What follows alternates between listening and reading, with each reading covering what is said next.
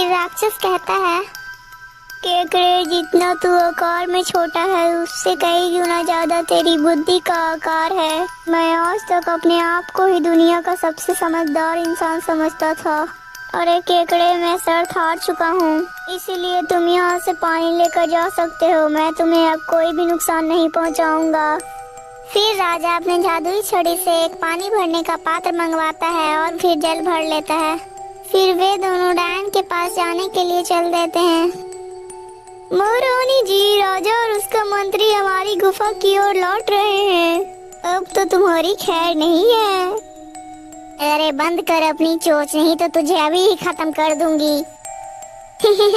महारानी जी, मैं तो बस मजाक कर रहा था। अरे बंद कर अपना मजाक।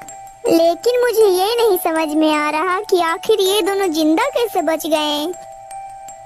महारानी जी, आपकी बेवकूफियत से बच गए। आप इतना बेवकूफ जो ठहरी, नहीं तो आप इन्हें वहाँ भेजने के जगह आप इन दोनों को खुद ही खत्म कर देती। आईने बंद कर दे अपनी मजाक, नहीं तो मुझे गुस्सा आ जाएगा। मुझे गुस्सा मत दिला। हाँ हाँ चुप ही हूँ, करो अब अपनी नौटंकी।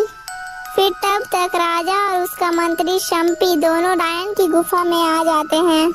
ये लो डायन, मैं उस तालाब से पानी ले आया हूँ। अब बताओ मुझे डायन, अब मुझे क्या करना है। महाराज, आप इस पानी को जाकर अनाया के पास ले जाओ और उससे यह कहना कि ये पानी राजकुमार के ऊपर डाल दे। डायन, बस तू मेरी बेटी को फिर से जलपरी बना दे, फिर तू मुझसे जो भी मांगेगी मैं तुझे वो दे दूंगा।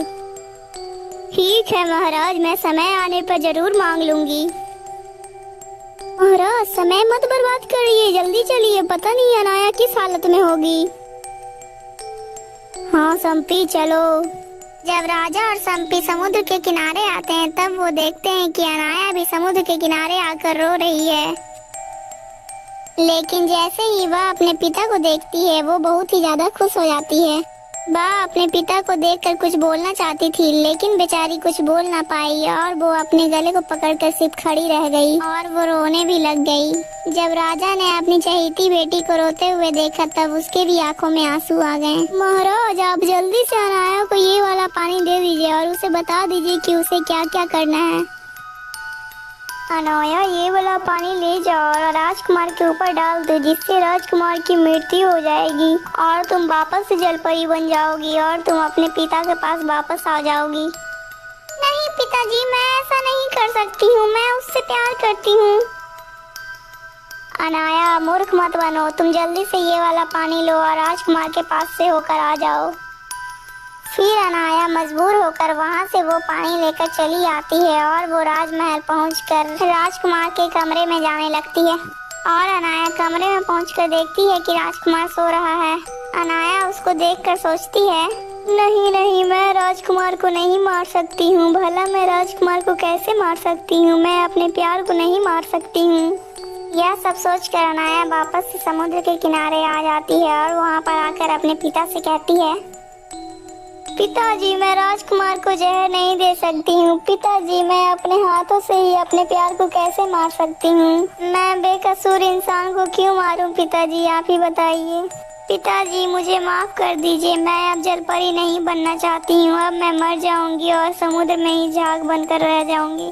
यह सब कहने के बाद अनाया समुद्र में छलांग लगा देती है और तभी वहाँ पर आसमान की परी आ जाती है और वो अनाया को बचा लेती है। अनाया, ये तुम क्या करने जा रही थी? तुम एक सच्ची और नेक दिल जलपरी हो, तुम ऐसे कैसे मर सकती हो? चलो अनाया, अब तुम्हारा आसमान की परी बनने का समय आ गया है। और तभी वहाँ पर राजकुमार आ जाता है और वहाँ पर की सारी बातें सुन लेता है। नहीं परी देवी, आप अनाया को अपने साथ मत ले जाओ। मैं भी अनाया से बहुत ही प्यार करता हूँ और मैं अनाया से शादी करना चाहता हूँ। मुझे पता चल चुका है कि मेरी जान अनाया ने ही बचाई थी, इसलिए मैं अनाया से ही शादी करना चाहता हूँ। यह सुनकर अनाया बहुत ही ज़्यादा खुश हो जाती है और अनाया और राजकुमार की शादी बहुत ही धूमधाम से हो जाती है। दोस्तों, इस वीडियो का पार्ट 1 और पार्ट 2 हमारे चैनल में आपको मिल जाएगा। दोस्तों, आपको ये कहानी कैसी लगी? अगर अच्छी लगी तो प्लीज़ वीडियो को लाइक करके चैनल को सब्सक्राइब कर दीजिएगा। दोस्तों, इस कहानी से हमें यह शिक्षा मिलती है कि हमें अपने अच्छे के लिए किसी का भी बुरा नहीं करना चाहिए। दोस्तों, इस वीडियो का पार्ट 1 और पार्ट 2 जरूर देखिएगा।